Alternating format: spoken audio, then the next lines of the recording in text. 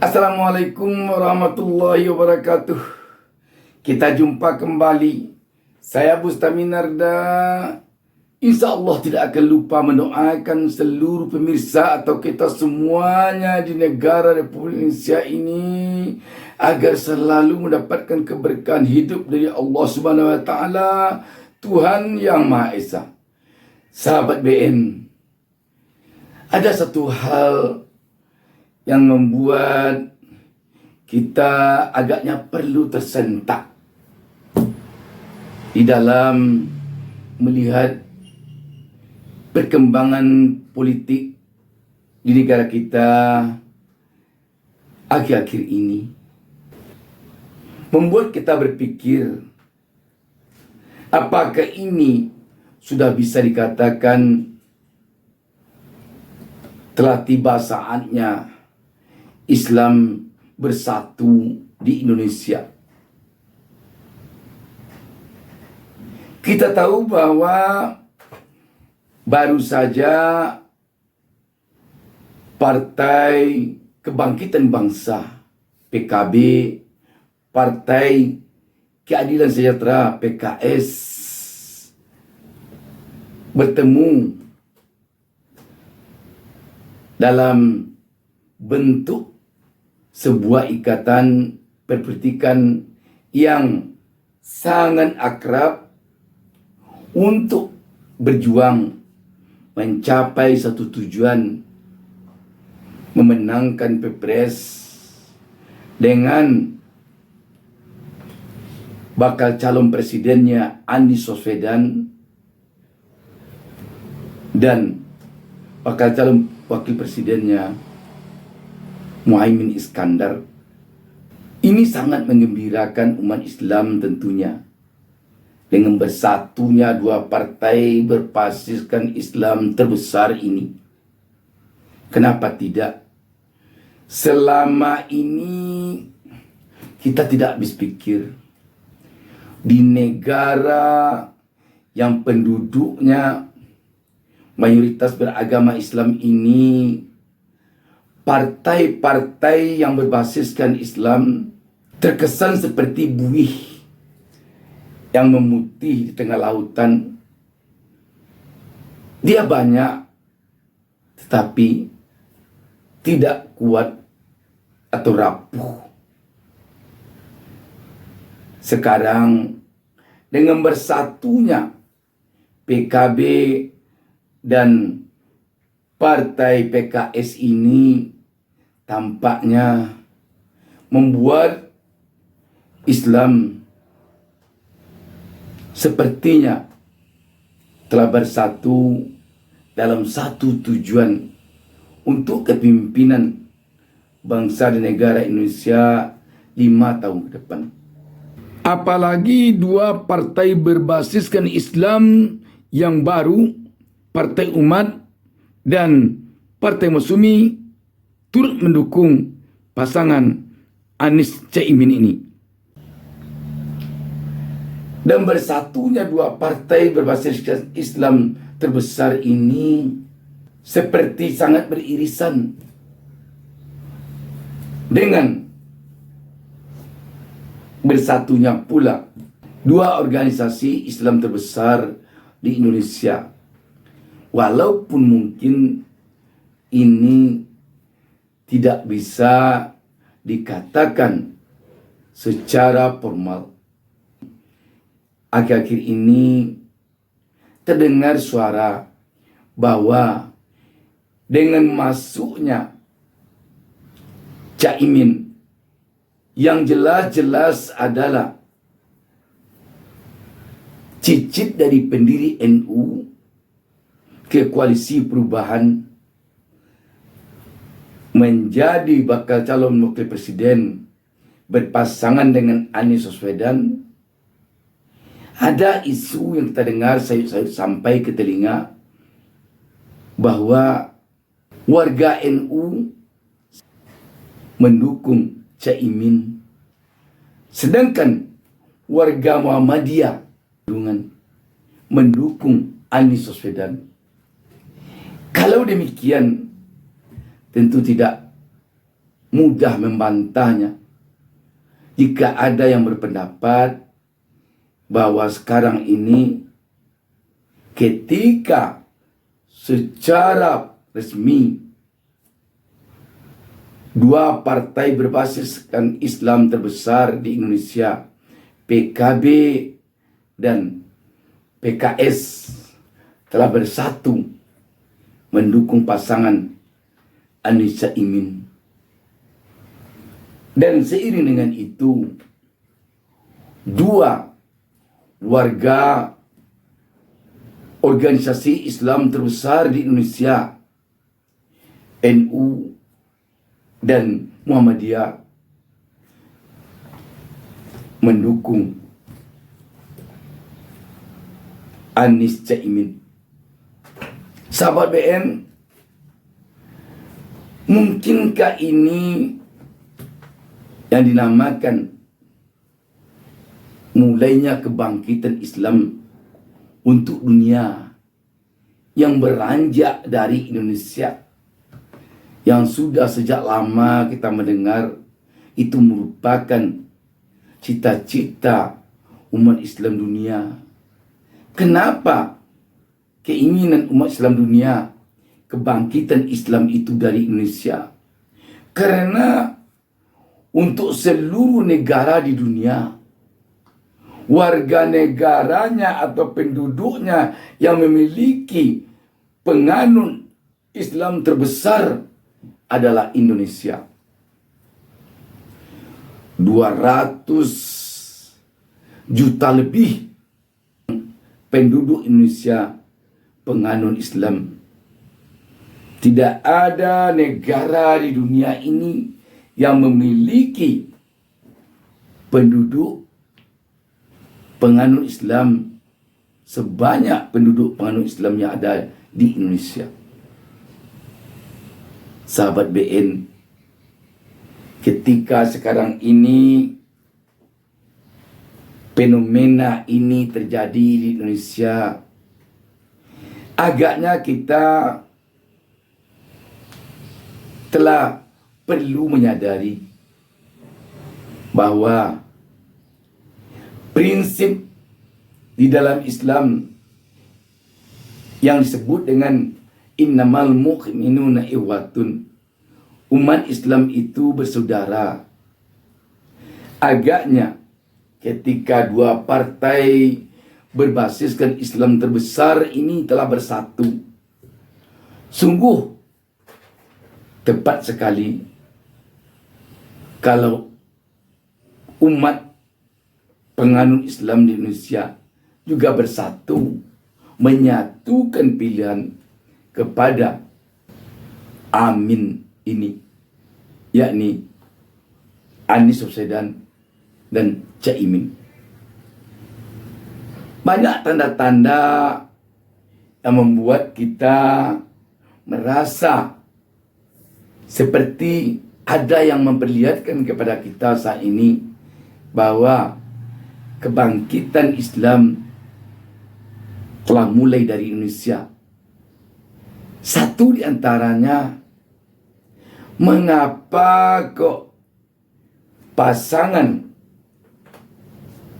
yang didukung dua partai berbasiskan Islam terbesar di Indonesia ini cocok namanya Amin?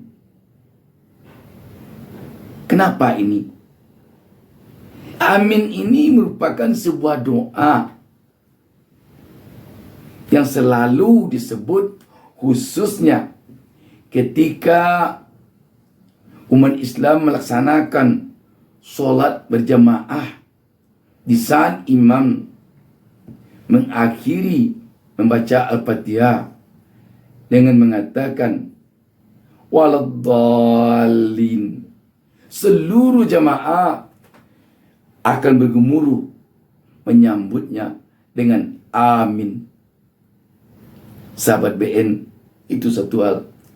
Satu hal lagi, akhir-akhir ini keluar dua istilah dari satu fenomena yang selama ini menghantui umat Islam, yakni momok politik identitas. Selama ini kalau ada tokoh, katakanlah calon presiden yang tampak ketaatannya beribadah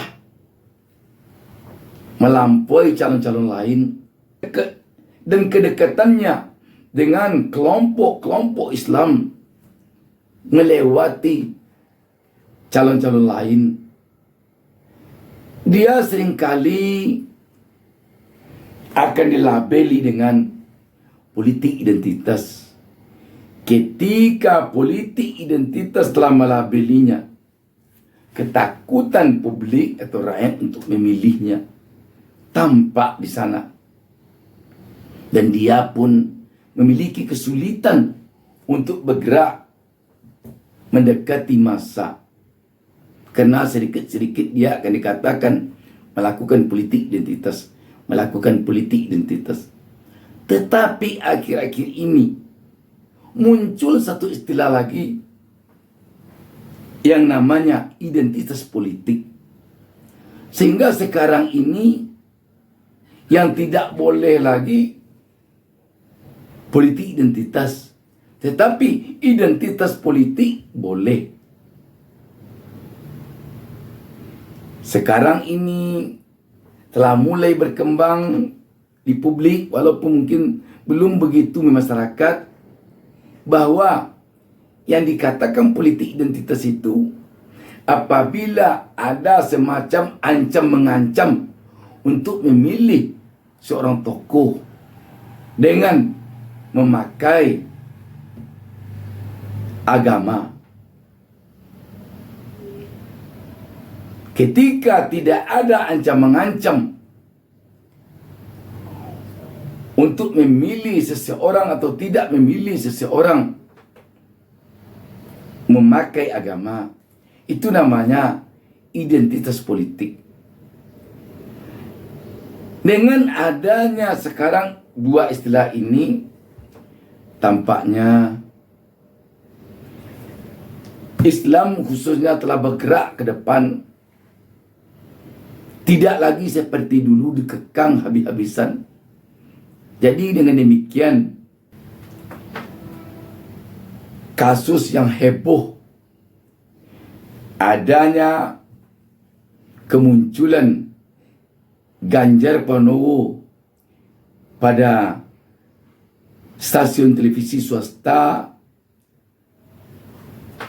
melaksanakan solat dan mengambil wudhu di saat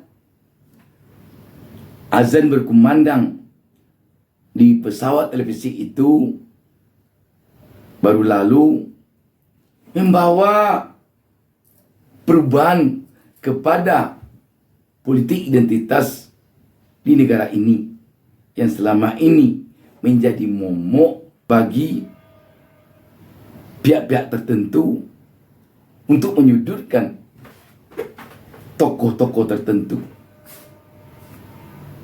Sahabat BN, sekali lagi agaknya bersatunya dua partai besar ini yang sekarang ini di sana ada satu partai nasionalis kebangsaan, Partai Nasdem. Lengkaplah sudah kekuatan dari Anies Caimin untuk maju ke Pilpres 2024 sebagai pemimpin di negara yang berdasarkan Pancasila ini 5 tahun ke depan. Sahabat BN, dari pengalaman Anies Baswedan menjadi gubernur DKI Jakarta 5 tahun, kita melihat Anies Baswedan yang disebut-sebut selama ini punya kedekatan dengan tokoh-tokoh Islam dan juga seorang yang taat dengan agama Islam, dia tampak selama 5 tahun memimpin Jakarta mampu mensetarakan agama-agama yang ada di dalam kepemimpinannya. Artinya apa? Anies Baswedan merupakan seorang tokoh moderat yang bisa menciptakan kerukunan umat beragama dan kerukunan umat seagama di negeri ini. Dan kita yakin dengan masuknya, bersatunya Caimin sebagai Ketua Umum PKB yang berasal dari NU nanti mendampingi Anies Baswedan, maka tambah jelas bahwa dua tokoh ini akan mampu menjadikan Indonesia rukun dan damai di bawah Ikatan Bhinneka Tunggal Ika dengan didasari Pancasila dan Undang-Undang 45. Sahabat BN, mungkin kita sekarang ini perlu banyak bersyukur kepada Allah Subhanahu wa taala, karena semua ini jelas adalah kehendak Allah Subhanahu wa taala. Dan mungkin ini atas doa kita bersama, terutama doa dari tokoh-tokoh Islam, doa dari tokoh-tokoh agama lain, doa dari para kiai, doa dari para buya, doa dari para ustadz, doa dari para syekh, doa dari para habib, doa dari para pendeta, doa dari para biksu, dan lain sebagainya, seluruh tokoh-tokoh agama dan masyarakat yang lainnya, untuk Indonesia bisa bersatu dalam satu kekuatan kepemimpinan yang kuat agamanya, modern cara berpikirnya, intelektual, yang punya pendidikan di dalam dan di luar negeri, yang punya pergaulan di dalam dan di luar negeri, yakni Anies Baswedan, yang didampingi oleh seorang tokoh yang berasal dari organisasi Islam terbesar di negeri ini, Anies Caimin. Sekali lagi, agaknya kita